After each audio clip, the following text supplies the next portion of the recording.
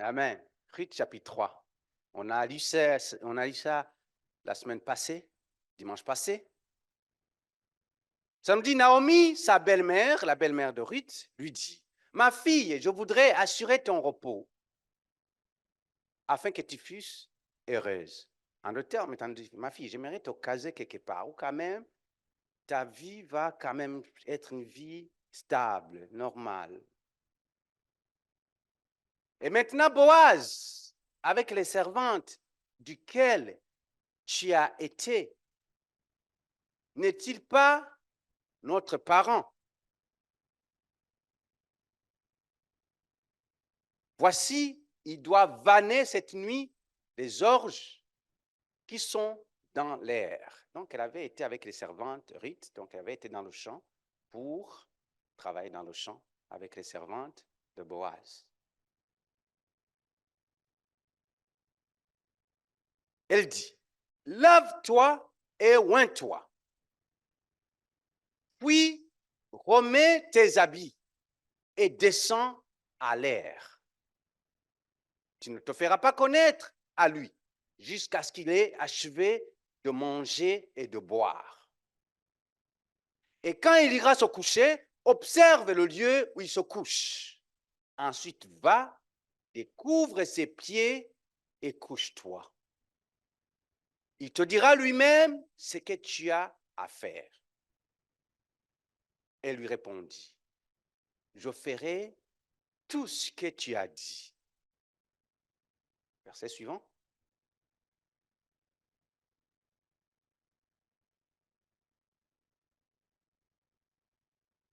Ou on peut s'arrêter là peut-être. On va pouvoir travailler avec ça, puis on va pouvoir ajouter d'autres versets aussi. Amen.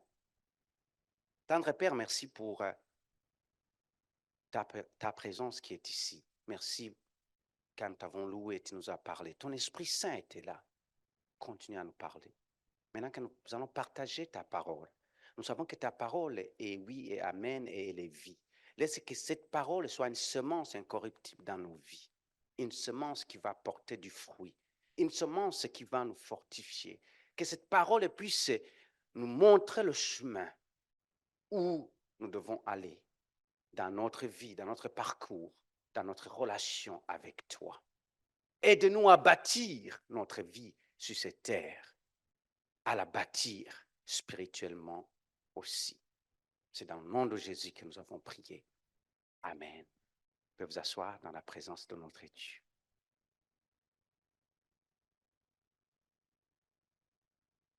Le titre du message, c'était « Bâtir notre vie spirituelle ». Bâtir ta vie spirituelle.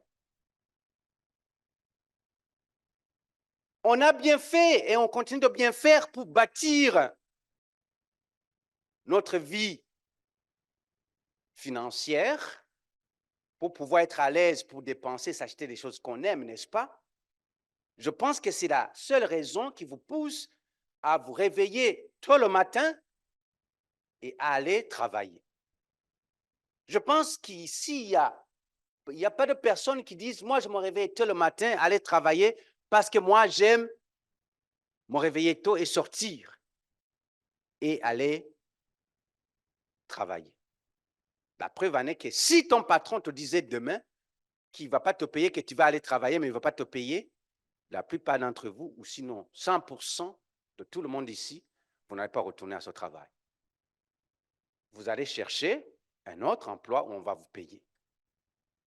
Donc, nous nous levons le matin, malgré notre fatigue, malgré qu'on ne veut pas, malgré qu'il fait froid dehors, on va travailler. Pourquoi? Pour bâtir notre vie financière. En d'autres termes, pour pouvoir acheter les choses qu'on veut acheter, payer des choses qu'on veut payer. Mais souvent, on a vu qu'on a mis de côté ce côté de bâtir notre vie spirituelle. On pense que, oui, c'est vrai, on a reçu le Seigneur Jésus-Christ comme notre Seigneur et Sauveur. Est-ce que ça s'arrête là? Je vous ai dit dimanche passé que si ça s'arrête là, on est des chrétiens les plus malheureux qui puissent exister sur cette terre. Parce que j'ai dit que si ton but d'être sauvé, c'est pour aller au ciel, tu es le chrétien le plus malheureux. Je vous ai dit ça dimanche passé. Mais si tu es le chrétien qui vit sur la terre et qui cherche à amener le ciel sur la terre, tu es un chrétien qui est productif et qui a la victoire. Amen. Alors, chacun ici est appelé à bâtir sa vie spirituelle. Je vous ai dit que ce texte que nous avons lu, on commence au chapitre 3, mais je vous ai dit qu'il faut regarder cette histoire de Ruth et de Boaz comme le prototype ou la représentation de l'Église et Jésus-Christ. Boaz, qui est le prototype de Jésus, et Ruth, qui représente l'Église. On a vu un premier point, et j'aimerais qu'on puisse continuer. Et le premier point qu'on a vu pour bâtir notre vie spirituelle, qui s'en rappelle, on a dit qu'il faut, c'est dans le verset 3, quand Naomi dit à sa belle-fille, lave-toi. On a vu le premier point qu'on a vu, c'est il faut que tu sois fraîchement nettoyé. Lave-toi. Lave-toi. On a vu qu'il y a deux choses en tant que chrétien qui peut nous laver. Amen. Qui peut nous purifier. Il y avait la parole de Dieu, première chose. Deuxième chose, il y avait le sang de Jésus-Christ. Amen. On va aller directement au deuxième point. Deuxième point, Naomi, elle dit, non seulement lave-toi, elle dit, oins-toi. Souligne ce mot-là. Oins-toi. Le deuxième point, il faut être bien parfumé. Il faut être bien parfumé. Lis pas cette histoire comme c'était une histoire qu'on nous raconte, comme si on lisait un livre d'histoire ou je sais pas. Non. Ça renferme des vérités théologiques très profondes. À l'époque, mes frères et sœurs de l'Ancien Testament, les épouses et les prêtres étaient oints. L'onction d'un prêtre signifiait une consécration, une mise de côté. Quand tu deviens pasteur, on te oint, on t'impose les mains. Il y a une onction qu'on déverse sur toi. En d'autres termes, tu es consacré et tu es mis de côté pour un but en particulier. Le parfum nous parle ou représente l'amour, l'intimité. Alléluia. Nous, en tant que chrétiens, en tant qu'enfants de Dieu, notre onction, c'est le Saint-Esprit. Que Dieu te bénisse. C'est le Saint-Esprit. Dans 1 Jean chapitre 2, verset 27, si vous lisez ça, nous dit ceci. Pour vous, l'onction que vous avez reçue de lui demeure en vous. Et vous n'avez pas besoin qu'on vous enseigne, mais que son onction vous enseigne toutes choses. Et qu'elle est véritable et qu'elle n'est point un mensonge, demeurez en lui selon les enseignements que vous a donné. Amen. L'onction pour nous, c'est le Saint-Esprit. Ici, je vais ouvrir une parenthèse.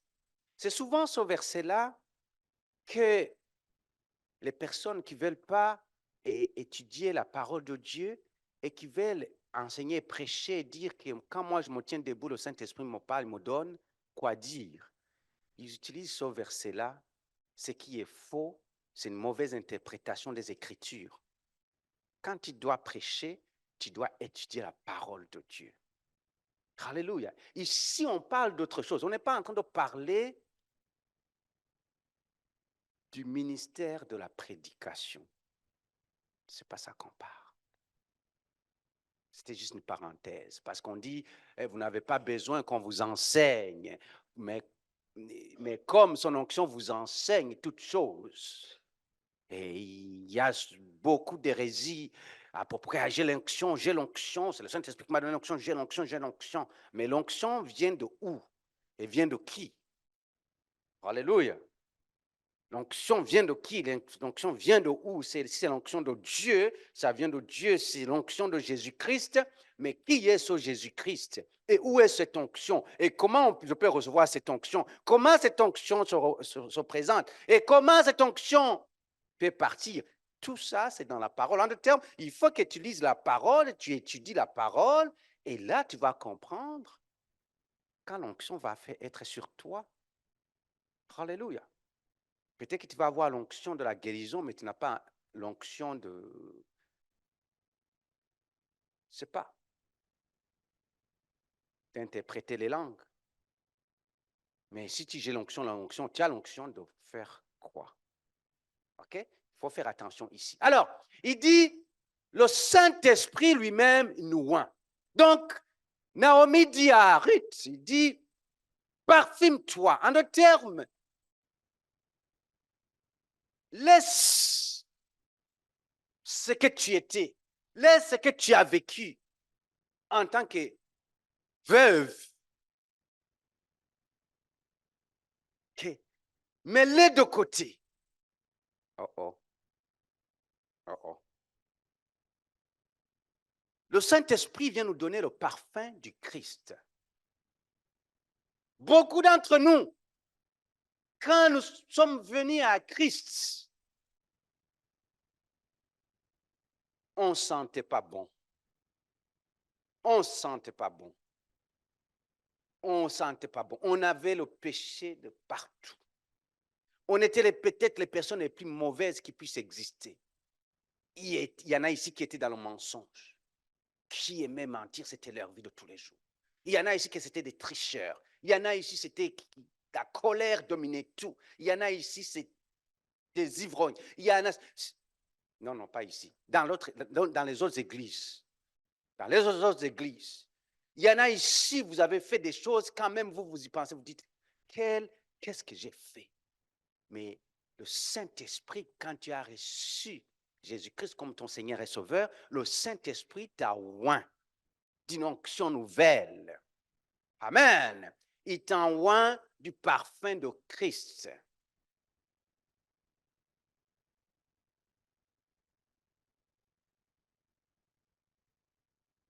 Si nous voulons nous rapprocher de Dieu, mes frères et sœurs, alors nous devons nous abandonner au Saint-Esprit de Dieu. Tu ne peux pas te rapprocher de Dieu sans t'abandonner au Saint-Esprit de Dieu. Tu ne peux pas venir ici chanter dans l'équipe de louange, louer, élever ta voix sans t'abandonner au Saint-Esprit de Dieu. Parce que ce que tu viens faire ici, ce n'est pas toi. Tu viens faire quelque chose qui va donner gloire à Dieu.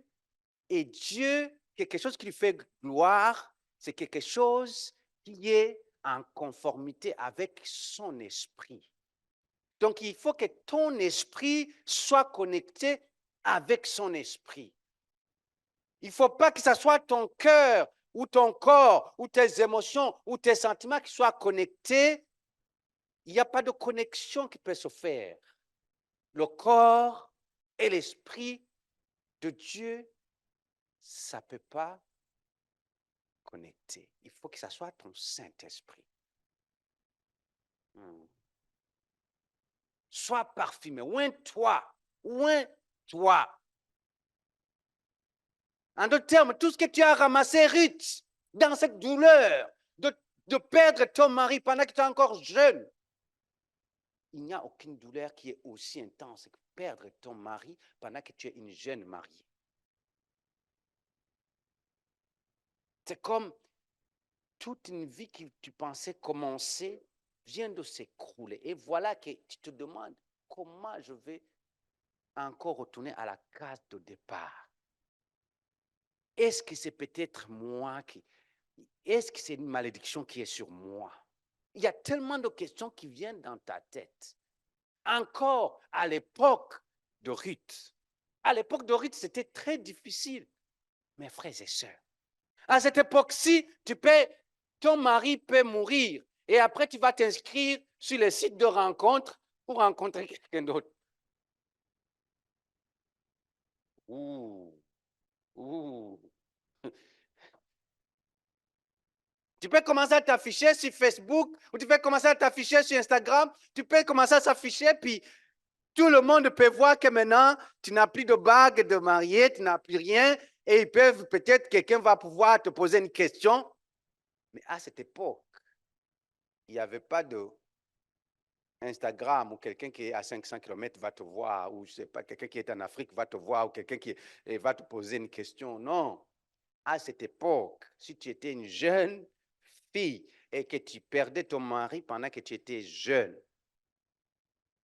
tu étais, comme on dit au Québec, faite à l'os.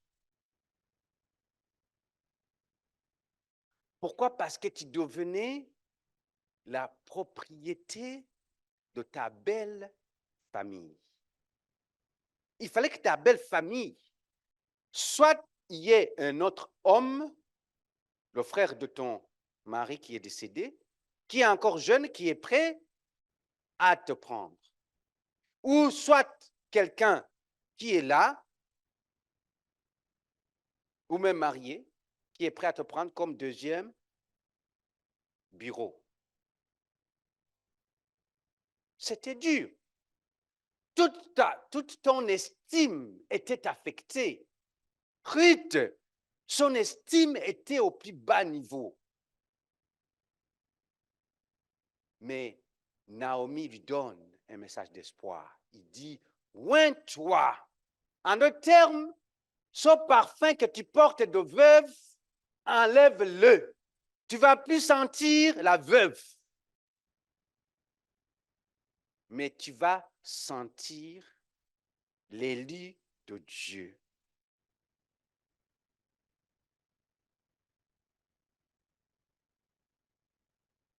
Troisième point, elle lui dit, puis remets tes habits. Quelqu'un dit, sois bien vêtu. Bien vêtu. Il faut être bien vêtu ou bien habillé. Bien habillé.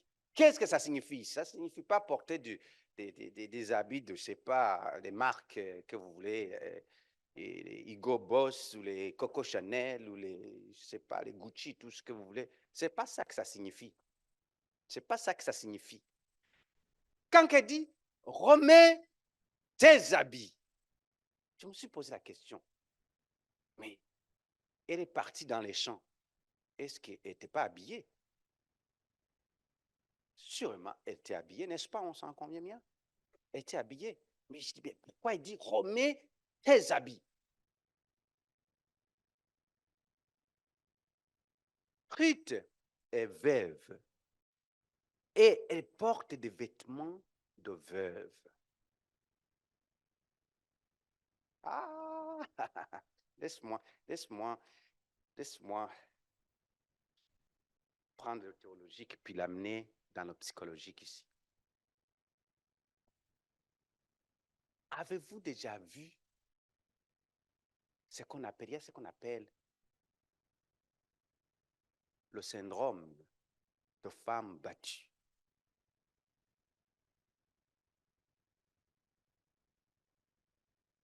Je parle pas, ici, ça n'existait pas dans cette église. Ça n'existait pas dans cette église. Mais ailleurs, ça existe.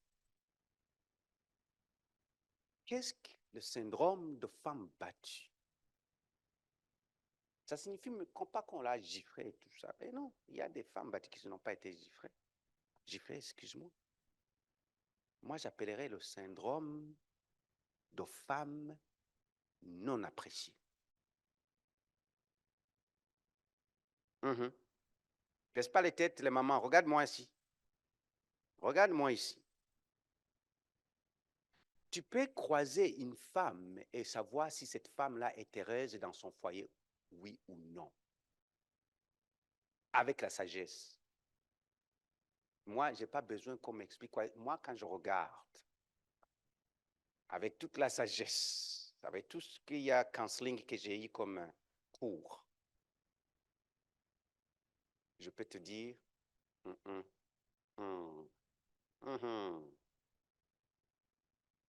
quelque chose, pasteur, garde l'œil un peu. Peut-être tu auras besoin de faire du counseling. Qu'est-ce que c'est ce syndrome-là? C'est, en certain moment, tu vas voir une femme qui était là, belle, qui prenait soin d'elle, et du coup, elle commence, tu la vois, on dirait que le premier habit qu'elle a trouvé à côté de son lit, c'est ça qu'elle a mis, qu'elle a pris, qu'elle a mis.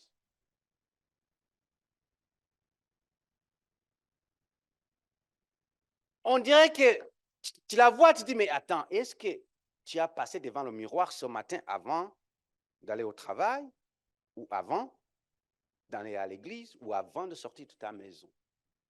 Il n'y a plus de self-estime en elle. Oublie ça. Voir si les cheveux sont bien faits. Oublie ça. Voir si l'habit qu'elle porte, ça lui fait ou ça ne lui fait pas. Quand tu la regardes, tu te demandes si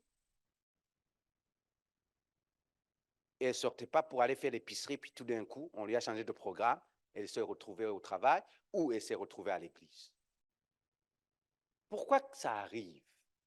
Parce que son self-estime est au plus bas niveau. En elle, je ne fais rien, je ne peux rien faire parce qu'il n'y a personne qui apprécie. La première personne qui devait apprécier, c'est la personne avec qui je suis. Mais cette personne n'apprécie pas. Pourquoi je le ferais si la personne qui est à côté de moi ne l'apprécie pas? Même si les autres peuvent l'apprécier, elle ne va même pas savoir. Jusqu'au moment où il y a quelqu'un, une sœur de l'église, une amie qui lui dit non, tu vaux plus que ça. Viens ici, commence à faire, viens, on va aller faire du manicure et pédicure. Tu vas voir comment c'est beau. Viens, je vais te montrer, on va aller chez Sephora. On va voir comment on peut te... Viens, je vais t'amener dans un salon de coiffure. On va voir quelle coiffure qui va avec ton visage. Et tout d'un coup, elle commence à changer. Ce n'est plus la même. Elle commence à mettre les hauts talons. Et quand elle marche avec élégance. Au lieu de marcher la tête baissée, elle commence à marcher avec élégance.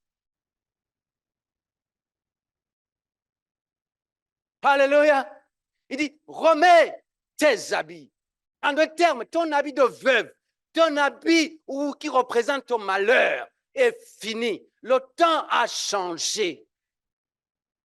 Certains d'entre vous, vous devez le savoir. Si vous voulez vivre une relation avec Jésus-Christ, tu dois savoir que la vieille personne est finie. Tu es devenu une nouvelle créature.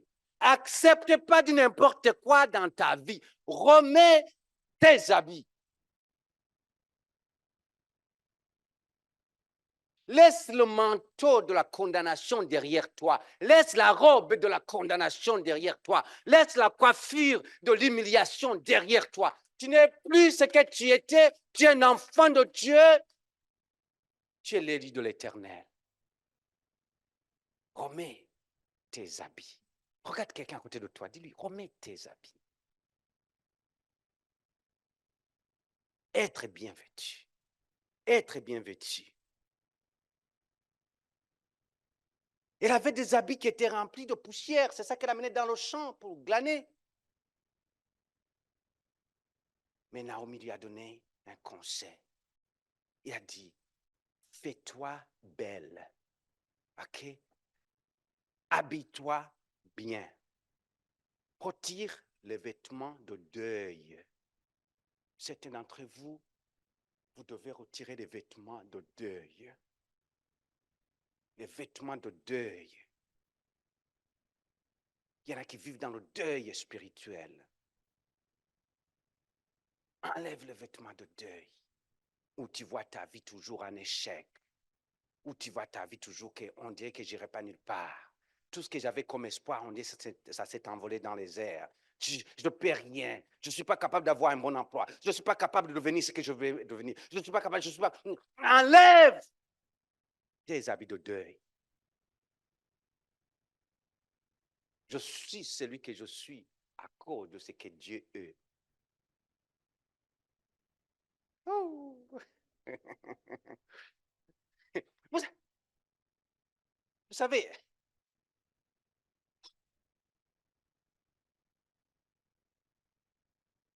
cette semaine, je me suis retrouvé vendredi, j'avais une réunion au travail.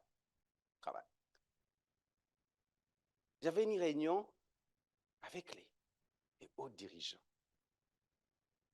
okay, dans l'agence du revenu. Et j'avais une invitation pour participer. Et j'arrive là. Tout le monde commence à se présenter. Oh, sous-commissaire de toute la région, sous-commissaire, directeur général. Il n'y avait pas aucun directeur. Le directeur n'avait pas le droit d'aller là. C'était directeur général. Le poste le moins élevé, c'était directeur général. Directeur général des ressources humaines, directeur général de ABSB, directeur général directeur général. Et là, il faisait OK.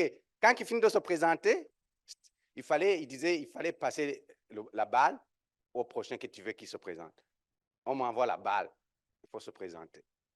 Je les regarde, je dis, vice-président, alléluia, vice-président du syndicat des employés de l'impôt. Tout le monde, c'était comme, hey, c'est qui lui? C'était qui? Et j'étais le seul noir. Je regardais ça, je dis comme, Mais vous savez quoi? J'ai refusé de porter mon habit de noir. Les mêmes questions qu'ils soulevaient, les mêmes objections qu'ils avaient, j'avais les mêmes. J'ai refusé d'avaler la pilule d'être noir, de se sentir que je suis inférieur aux autres. Non, non. On a une discussion, on discute. C'est quoi les enjeux que tu vois? Voici les problèmes que vous avez, vous les directeurs généraux. Tel problème, tel problème, tel problème, tel problème. C'est ça qui cause les problèmes avec vos employés. Si vous faisiez ça, et ça, et ça, je les sors les cours de leadership, c'est comme, où est-ce qu'il trouve ça lui?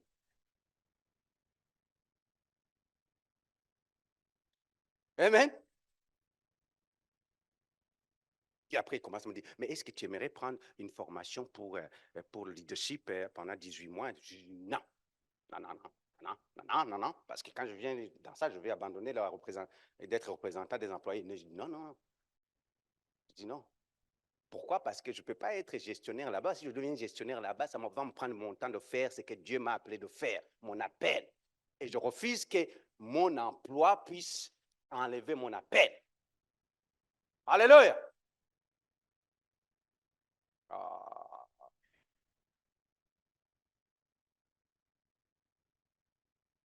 Il dit, enlève tes habits de deuil.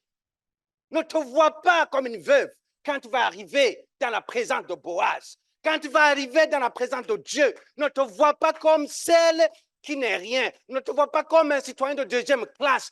Quand tu es appelé un enfant de Dieu, tu es la privilégiée de Dieu. Tu es le premier, non le dernier. Si les autres peuvent faire des business et ça fonctionne, toi aussi tu vas faire le business et ça va fonctionner au nom de Jésus-Christ. Ce n'est pas aux autres d'avoir des emplois qui payent 200 000 $. Toi aussi tu peux avoir un emploi qui paye 200 000 $. Toi aussi tu peux avoir une compagnie qui va te donner des récompenses, je ne sais pas, de 500 000 $ par année. Mais oui, on nous a mis dans la tête que les chrétiens doivent être les derniers dans la société. Qui vous a dit ça? Dans quelle Bible vous avez vu ça? Enlève tes habits d'échec. Il ne faut pas me provoquer, je vais prêcher.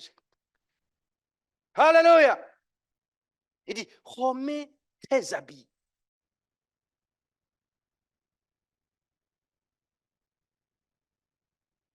Vous savez, le conseil de Naomi a dû être tellement merveilleux. Ça a été une nouvelle merveilleuse pour Ruth. Comme toi et moi, l'évangile est une nouvelle, est une bonne nouvelle pour notre vie. Ça a changé sa vie à Ruth. Comme l'évangile doit changer. Alléluia. Attends, l'heure est avancée, puis est-ce que je peux donner... Je vous ai donné le troisième point, non?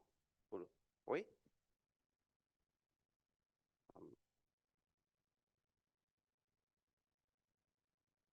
Je vais vous laisser là, je vais vous laisser. Il me reste 2 points parce que je risque de vous garder longtemps ici. Remets, quand il a dit, regarde bien, quand il a dit remets tes habits, ok? Il dit remets tes habits.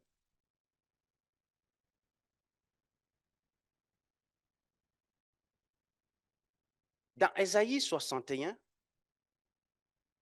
versets 1 à 3. L'Esprit du Seigneur, l'Éternel, est sur moi. Car l'Éternel m'a oint. Il a fait quoi? Il m'a oint pour porter de bonnes... De quoi? Porter de bonnes... Est-ce qu'on parle ici de mauvaises nouvelles?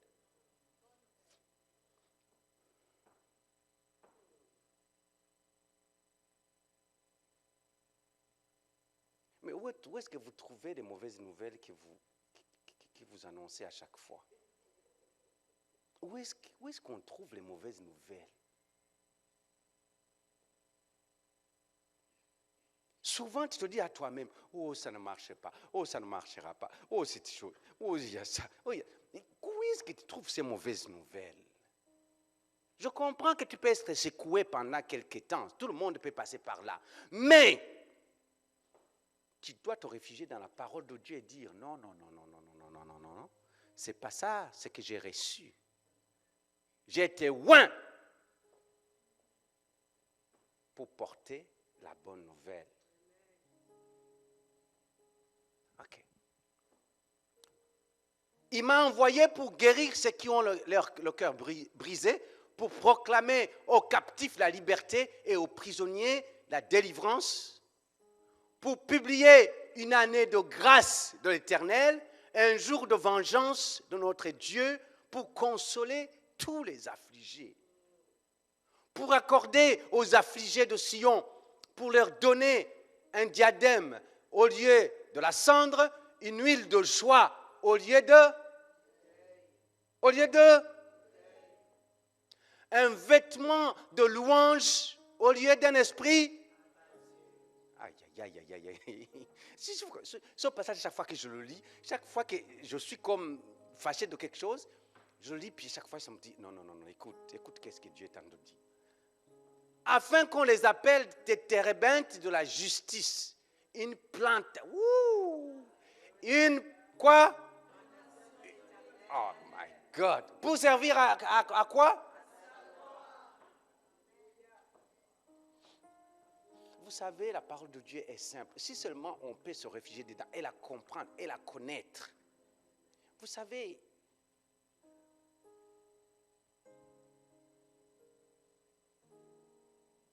nos stress, juste en lisant ça, nos stress peuvent diminuer.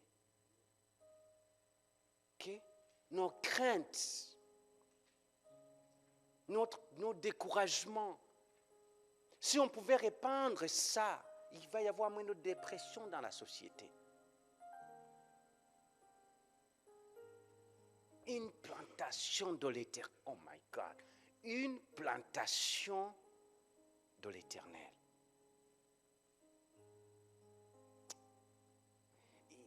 Le Saint-Esprit, ça prêche à moi. Savez-vous qu'est-ce que c'est une plantation?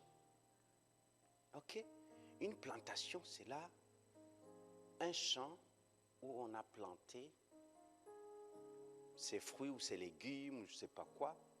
C'est ça la plantation.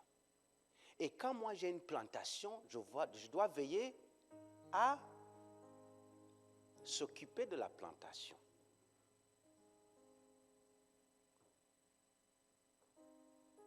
L'été, chez moi, j'ai des pots et je cultive les aubergines chez moi.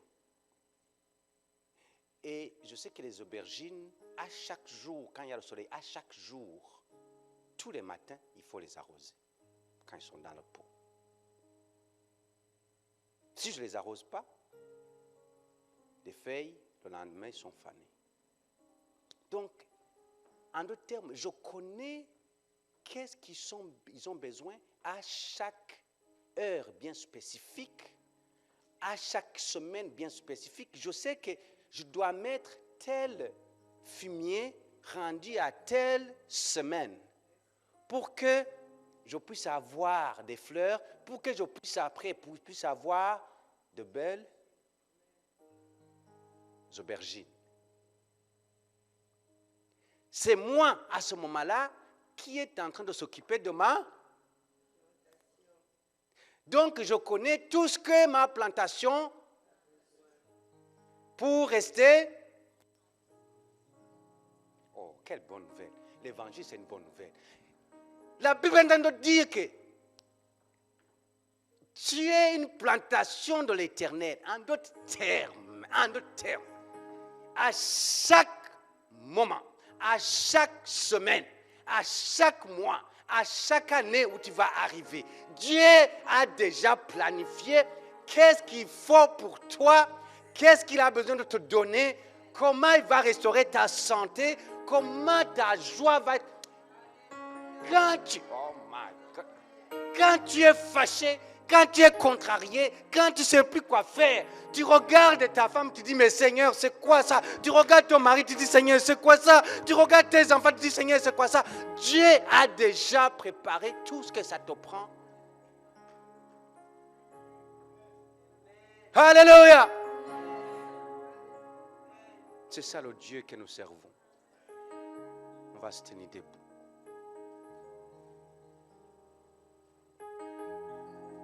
Bâtir notre vie spirituelle. Nous manquons souvent à bâtir notre vie spirituelle parce que nous ne comprenons pas ce que la parole de Dieu nous donne.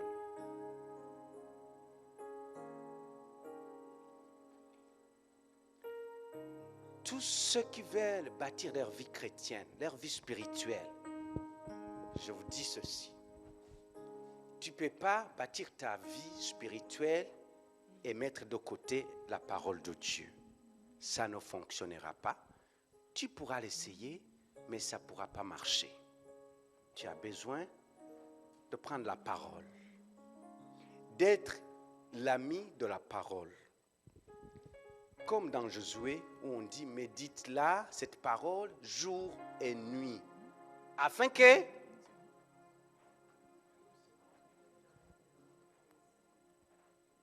tu prospères, tu progresses dans tes entreprises. Afin que tu progresses dans tes entreprises. Donc c'est la parole, puis après c'est la progression dans les entreprises. Mais le monde nous a enseigné l'inverse. On veut d'abord progresser dans nos entreprises, puis à la fin de la journée, on va aller maintenant voir la parole. Ça doit être d'abord la parole et la progression va venir après. Ce matin, tu es là. Tu es ici ce matin. Et je ne sais pas dans quel miroir tu te regardes. Je ne sais pas avec quelle mesure tu te mesures. Il y a quelqu'un que son self-esteem n'est pas là où il devait être. Il y a quelqu'un, la façon comment tu te vois selon les autres qui sont autour de toi. Tu te vois selon ce que tu penses, mais tu ne t'es jamais vu selon ce que Dieu a fait de toi. Il a envoyé son fils unique, pas un de ses fils, mais il a envoyé le seul qu'il avait, afin qu'il puisse aller à la croix pour juste toi. Pour juste toi.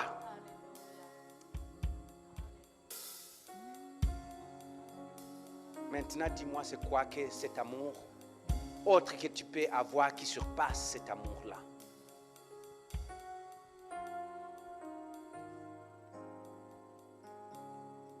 Il est là pour s'occuper de toi. Purifie-toi. Oins-toi. Remets tes habits. Remets tes habits. L'ennemi a trop joué avec toi. Remets tes habits. Enlève les habits d'échec. Enlève les habits des liens de tes ancêtres. Enlève les habits. Enlève. Remets tes habits.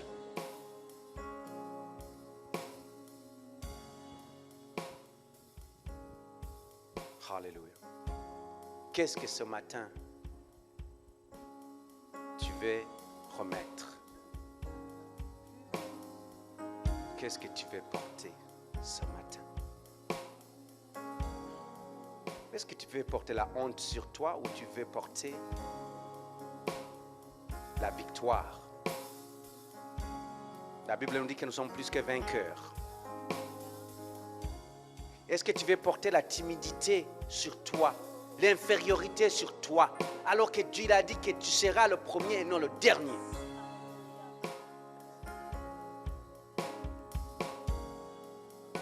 Dis Seigneur, je viens à toi, comme tu m'as créé, comme tu me vois. Je refuse ces voix qui me parlent. Je refuse ces voix qui me parlent. Je refuse cet esprit d'abandon. Je refuse cet esprit de négligence. Je refuse, éternel Dieu, tout ce qui n'est pas de toi en moi. Je suis plus que vainqueur.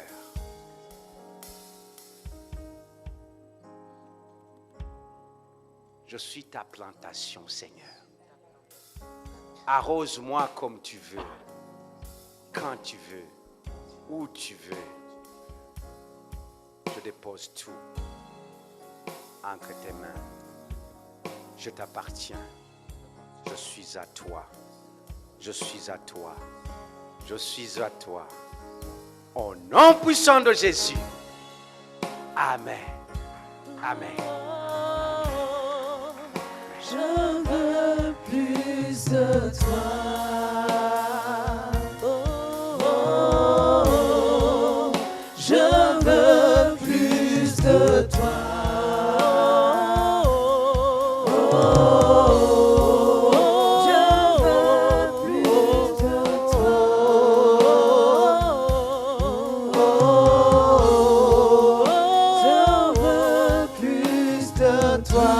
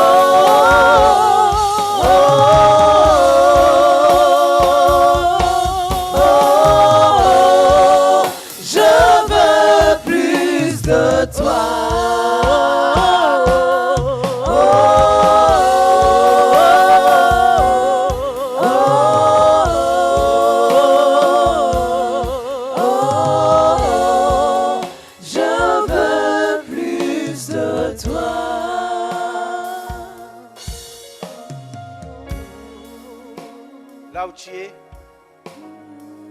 je t'encourage. Je t'encourage là où tu es. Je t'encourage.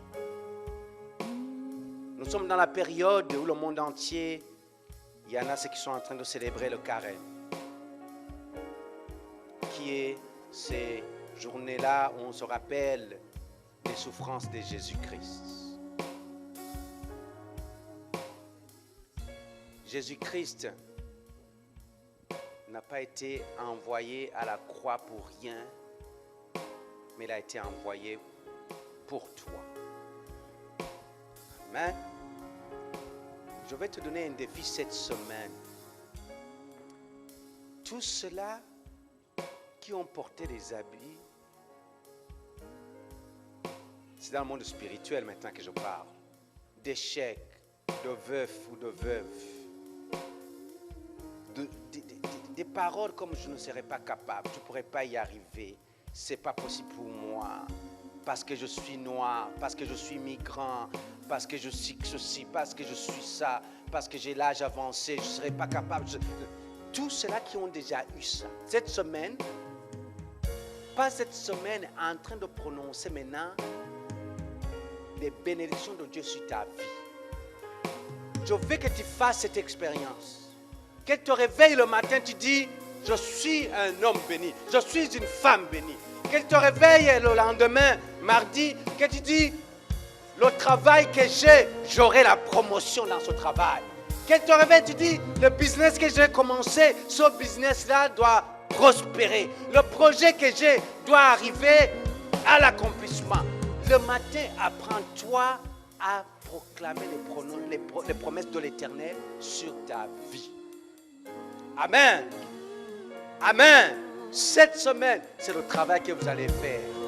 Cette semaine. Donne-toi des compliments.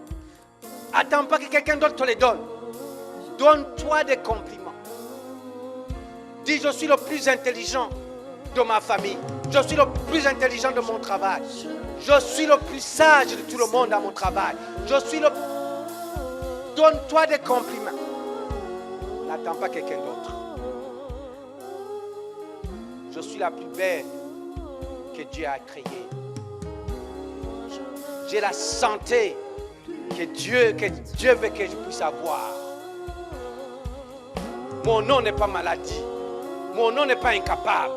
Mon nom n'est pas citoyen de deuxième classe. Non, non. Je suis. Cette semaine, fais la pratique. Parce qu'il y a des personnes ici qui ne se sont jamais complimentées. Ils ne sont jamais eu des compliments dans leur vie. Et votre tête est rabaissée. Mais prononce les choses. Tu n'es pas mesuré par les échecs que tu as eus.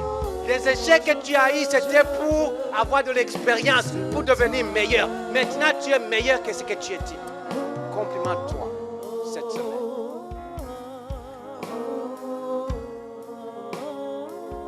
Tu n'es pas le travail que tu fais présentement. Tu vaux plus. Tu vaux plus. Tu n'es pas défini par ton compte en banque. Tu vaux plus que ton compte en banque.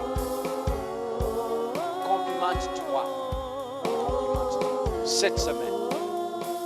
Fais ce devoir. Lève la main tout le monde pour la bénédiction finale. Lève la main. Père Céleste, nous venons devant toi comme une famille. Nous sommes ta plantation. Éternel Dieu, merci de nous avoir arrosés aujourd'hui. Nous étions dans ta présence, dans la louange et dans l'adoration, par nos prières. Tu nous as parlé, Seigneur.